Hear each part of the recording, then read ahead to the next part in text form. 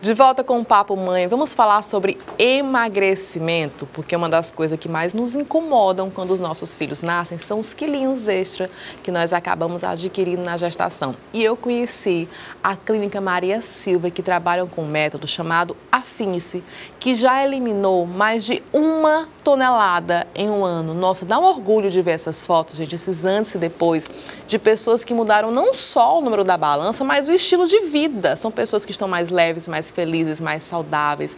Lá você é acompanhado por uma super equipe que nos ajuda a atingir o peso ideal, porque afinal de contas nós somos mães, sim, nos dedicamos sim, mas nós não podemos esquecer que somos mulheres e que os nossos filhos precisam da gente bem, saudável, com disposição para correr e brincar. Olha que imagens maravilhosas, gente. Por isso eu convido você a ir lá na Clínica Maria Silva, entra lá no Instagram, @Clínica Maria Silva, porque além do Afine-se, que já eliminou mais de 1 tonelada, que são essas imagens que você está vendo aí, você vai conhecer também vários outros métodos, como o método selado europeu, que é uma série de procedimentos que ataca aquela gordurinha localizada, sabe? Aquele pneuzinho, tipo, você pode até emagrecer, mas fica aquele pneu. E eu já vou avisar aqui, vou colocar lá no meu Instagram, @AlinePapoMãe, para você acompanhar o meu antes e depois, para conferir como funciona de verdade, tá bom? Fica a dica, então, para você que quer dar aquela emagrecida. Vamos então continuar falando sobre brincadeiras. Tem umas cartelas de umas brincadeiras incríveis que a senhora mandou, não foi, doutora Moema, pra gente, com dicas. Pode passar pra gente as imagens, por favor? Com dicas de brincadeiras e brinquedos que a gente pode fazer. Esse eu achei fofíssimo, que é um boneco de bexiga. Lembrei muito da Vila dos Sonhos, porque lá sempre aos sábados, às 16 horas, para todas as crianças que estão brincando, tem a oficina, né? Exatamente. Então, além de ser um brinquedo que a criança mesmo vai desenvolver, trabalha as habilidades manuais também. Conta pra gente qual é o aprendizado que tem por trás disso. Olha, um brinquedo extremamente simples, né? Que é uma bexiga que pode colocar dentro farinha de trigo. Farinha de trigo que põe dentro? Farinha de trigo. Pode sim. dividir a tela aí, olha, pronto. Esses olhinhos a gente pode comprar, né? Tem nessas lojas de artigos. Fácil de confeccionar, coloca os 2 olhinhos. Se não tiver o olhinho, pode pintar com pincel, né? E o cabelinho também é com lã. É uma lãzinha. É lãzinha, E aí, ó, através desse brinquedo, a criança pode criar, ela pode refazer esse bonequinho, ela pode criar uma historinha, Sim. né? Ela trabalha a coordenação motora fina, porque ela está mexendo com as mãozinhas, né? Inclusive até com os dígitos da escrita, porque a criança, quando ela entra na escola, né, ela vai fazer maternal, infantil 1, ela já vai ser exigida até algumas habilidades. Sim. E muitas vezes os pais nem sabem como trabalhar essas habilidades para que a criança já adentre no universo escolar sem ter muitas dificuldades, né? Então, em casa, de forma simples, ela pode fazer esse bonequinho de bexiga. Né? Quero outra. Cada objeto no seu lugar. Mostra pra gente, por favor, nossa produção, qual outra dica que nós, mamães, podemos fazer em casa. Então, assim, você pega o objeto, faz o desenho e a criança vai atrás de colocar. Carol, conta pra gente, você que já tem muito essa percepção lá na Vila dos Sonhos. Isso pode trabalhar o senso de tamanho com a criança, de localização? Senso de tamanho, de localização, também de você saber qual é a peça que comporta, né, a cada lugar, né, as cores você pode trabalhar misturando isso daí com cores, né, e sem falar que é simples do mesmo jeito, você pode fazer em casa.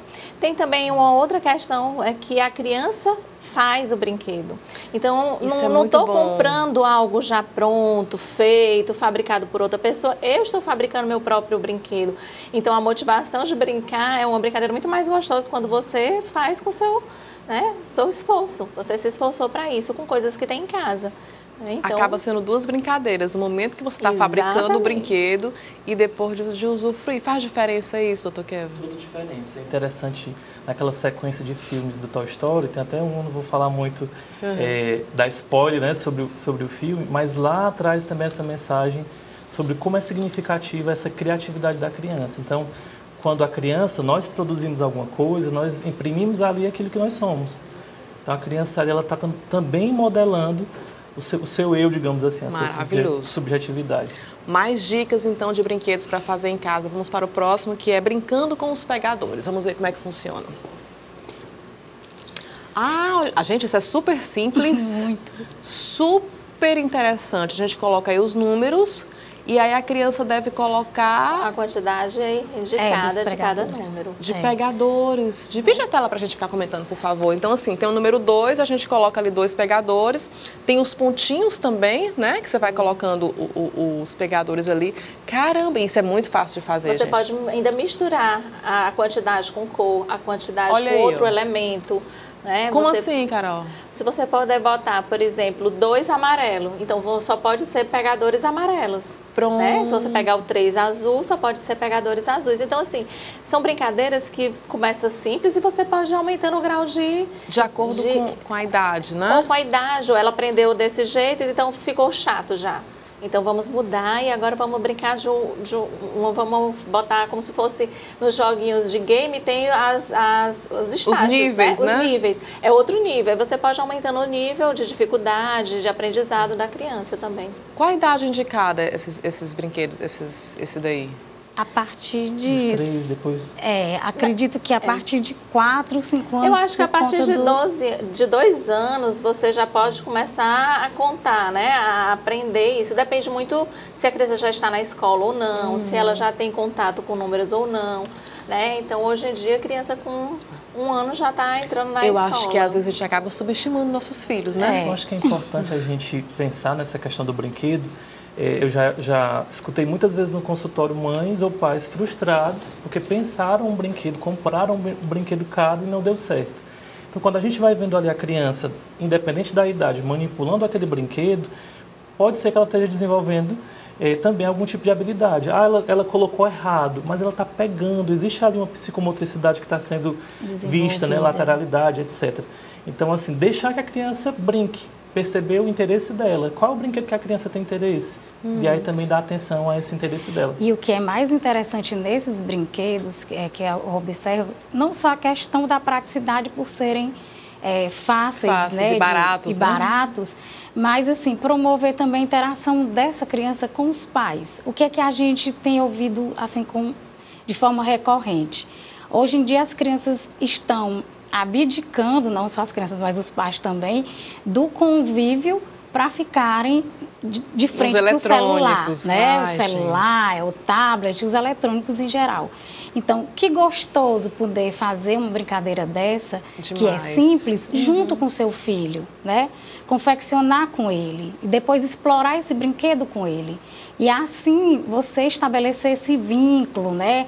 Uma brincadeira muito mais gostosa, muito mais prazerosa do que ele estar na frente do eletrônico Sendo passivo, né? o tempo todo. É verdade. né? Eu lembro muito da Vila dos Sonhos, porque lá não tem eletrônico, né? Não. Então a criança, meu amigo, Tem que brinca, suar. tem que suar de verdade. Com certeza. Vamos então para a nossa próxima dica, que é tela de papelão para pintura. Esse eu já vi lá na Vila dos Sonhos, com as caixas de pizza, não foi, Carol, uma vez? Foi. A proposta aí é deixar o nosso pequeno como um artista, né, doutora Amanda? É mais assim? Sim, nesse momento o Pablo Picasso, né, vai surgir, porque a criança vai se sentir bem à vontade para criar, para pintar, né, e colocar toda a sua criatividade, sua imaginação no papel. E embora seja no papel, mas ela tem, só em estar no sentido como se fosse uma tela, então já dá um outro ar, né? Perfeito. E aí é o que as pessoas que estão brincando também tem que entrar no clima, né? Então não é só ter isso daí, mas você já tem que abordar, olha, vamos pintar, vocês hoje vão ser um artista, e envolver a criança todo naquele contexto para que ele possa desenvolver. Que dicas a gente pode dar, por exemplo? Vamos supor, meu filho tem 3 anos, minha sobrinha tem 7 anos. E aí eles vão brincar juntos. Às vezes a brincadeira do meu filho pode ser bobinha para minha sobrinha e vice-versa. Como é que a gente consegue chegar num acordo e dar a dica para que a gente consiga uma brincadeira em comum, de menino e menina de diferentes idades? O que eu acho interessante é assim, a gente sempre tem essa preocupação, né? Como mãe, como tia, como professor, mas eles, quando eles estão interagindo, não tem muito essa preocupação Não, entre né, eles, doutora? não.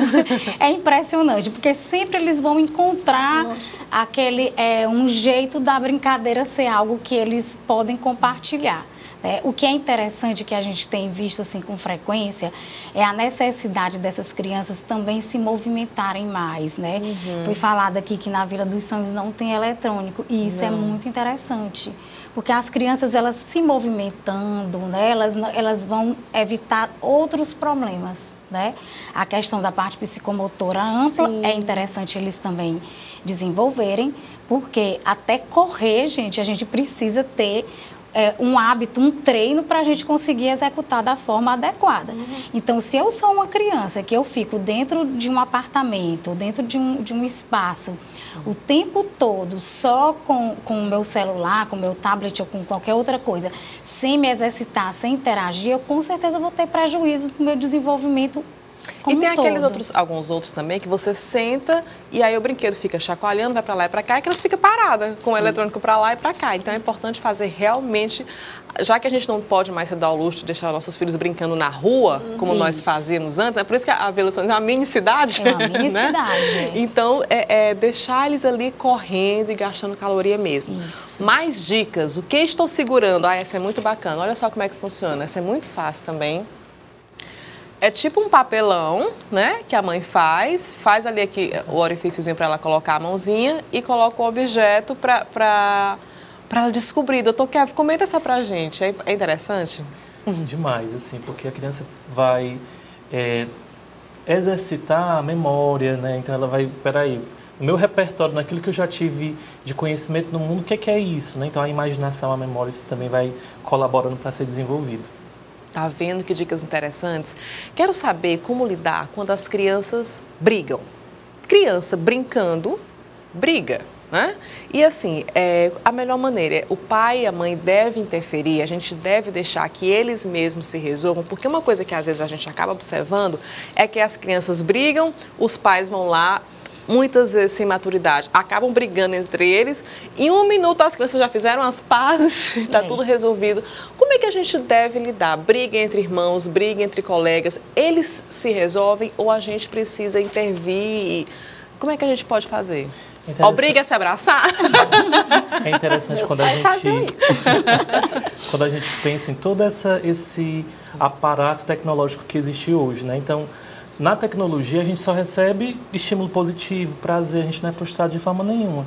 A briga, ela é um conflito, digamos assim, que exige também de cada criança, de cada pessoa, uma maturidade. Então, quando os pais veem, né, digamos assim, esse conflito, diz também sobre o conflito que o pai consegue suportar, né? Então, assim, a criança pequena brincando com a maior, ou duas da mesma idade, esse conflito faz parte da vida. Então a gente deve deixar ela se acertar, A gente precisa o quê? Estar próximo, né? Sim. Supervisionando, não obviamente. Se matarem. Supervisionando, tendo em vista que esse conflito também é uma possibilidade, uma oportunidade para desenvolver. É aquela frustração, é ruim brigar, é ruim perder, é ruim não conseguir fazer do modo correto, mas isso precisa ser um caminho para eu atingir o objetivo e não evitar, porque às vezes a gente vai protegendo e essa evitação ela causa prejuízo, como por exemplo, eu não vou correr, aí dá muito trabalho, né? Tem crianças que têm um prejuízo realmente psicológico, não só físico, mas psicológico, motor por conta dessa proteção, Irmãos digamos que assim. brigam, a gente obriga eles a se abraçarem. Ai, gente, muito ruim se abraçar uma pessoa que você está com raiva. Obriga a se abraçarem? É certo isso ou não? Não, a questão de obrigar a se abraçarem, eu acho que hoje em dia não se utiliza mais. Mas o interessante é que como tem o adulto, né, fazendo ali a mediação, é interessante que realmente eles cheguem num acordo, porque são irmãos, vão conviver o tempo todo, né? Tem que se saturarem. As rusgas vão sempre acontecer, mas é interessante que eles tentem se entender e se respeitar, né? Que é o mais interessante. A briga é um momento de reflexão também, né? E de análise. Olha, Sim. O que foi que errou? Né? Você acha que isso é certo? Né? Se fosse com você, você gostaria? Então, assim, é um momento também dos pais buscarem desenvolver nas crianças essa habilidade também.